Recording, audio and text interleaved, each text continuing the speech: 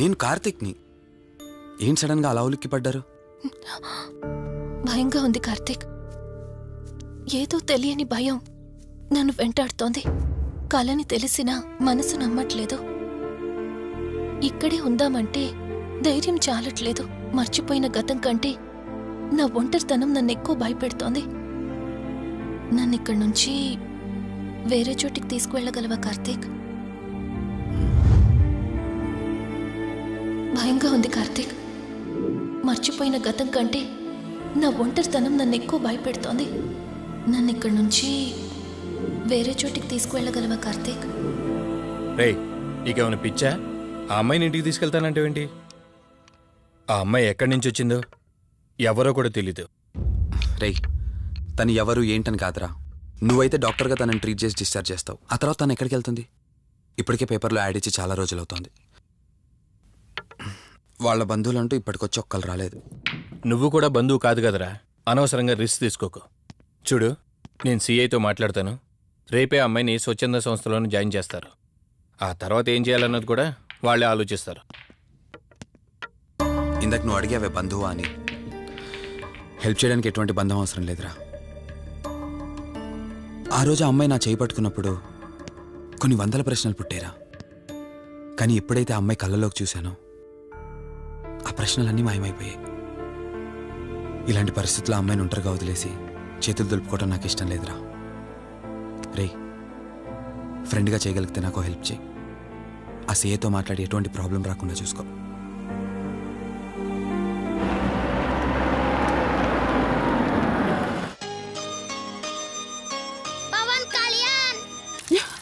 ఈ ట్యాప్ ఒకటి వస్తామని ఇరిటేట్ తెప్పిస్తుంది.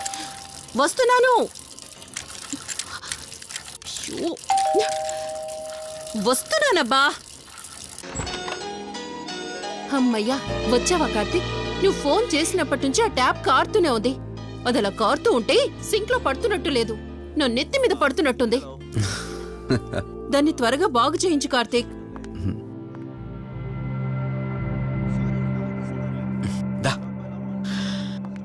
నేను చెప్తూ ఉంటానే, తనే మా వదిన. అన్నయ్య ఎప్పుడు ఫుల్ బిజీగా టూర్స్ తిరుగుతుంటాడు, కానీ మా వదిన మాత్రం నన్ను సొంత కొడుకులా చూసుకుంటుంది. ఇంతకీ ఈ అమ్మాయి చెప్పలేదు కదా, తను నా ఫ్రెండ్. హాస్పిటల్ పని మీద వచ్చింది వదిన. తన పేరు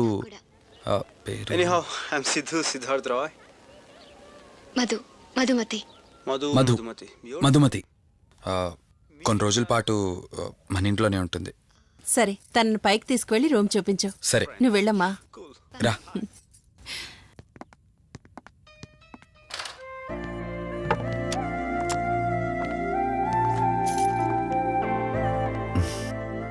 ఇదే నీ గది. ఎదురుకుండా ఉందే, అది నా బెడ్రూమ్. నీకు ఎటువంటి అవసరం వచ్చినా నన్ను అడగచ్చు. నీకు ఎటువంటి ఇబ్బంది ఉండదు. నాకు భయంగా ఉందని ఒక్క మాట చెప్పగానే ఏమీ ఆలోచించకుండా ఇంటికి తీసుకొచ్చారు. నా గురించి ఏమీ తెలియకుండానే ఎంతెందుకు చేస్తున్నారు? నాకు తెలిసిందల్లా ఒకటే, నేను చేస్తున్న పని నాకు కరెక్ట్ అనిపించింది, అందుకే చేస్తున్నాను. నేను కళ్ళు తెరిచిన తర్వాత చూసిన ప్రతి ఒక్కరూ మంచిగానే కనిపిస్తున్నారు. కానీ కార్తీక్ని చూసినప్పుడల్లా ఎన్నో సంవత్సరాల నుండి మా మధ్య అనుబంధం ఉన్నట్లు అనిపిస్తోంది. తన మాటలు వింటుంటే నాలో ఏదో తెలియని చిన్న ఆనందం కలుగుతోంది.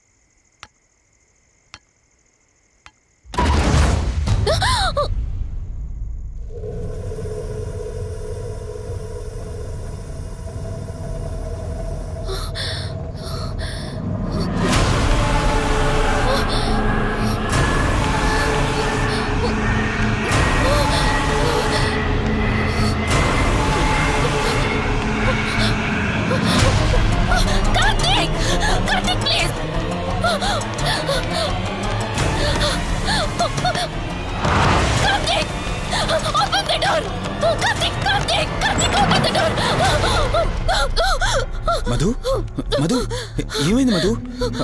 అటు చూడు మధు ఏమైంది మధు?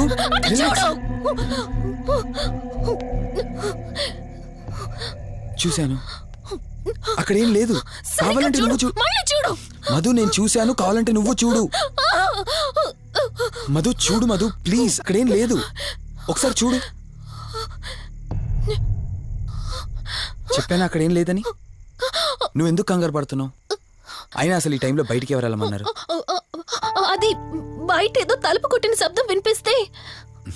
మధు, సరే నీకేదో శబ్దం వినిపించింది, అయినా నీకేదో డౌట్ ఉంటే నన్ను పిలిచుండాల్సింది. అసలు ఒక్కదానిపై బయటికి ఎందుకు వెళ్ళావు? సర్లే, ఇక్కడ నుంచి ఏమైనా ప్రాబ్లం ఉంటే నాతో చెప్పు, సరేనా? Cool, everything will be all right. పద వెళ్దాం.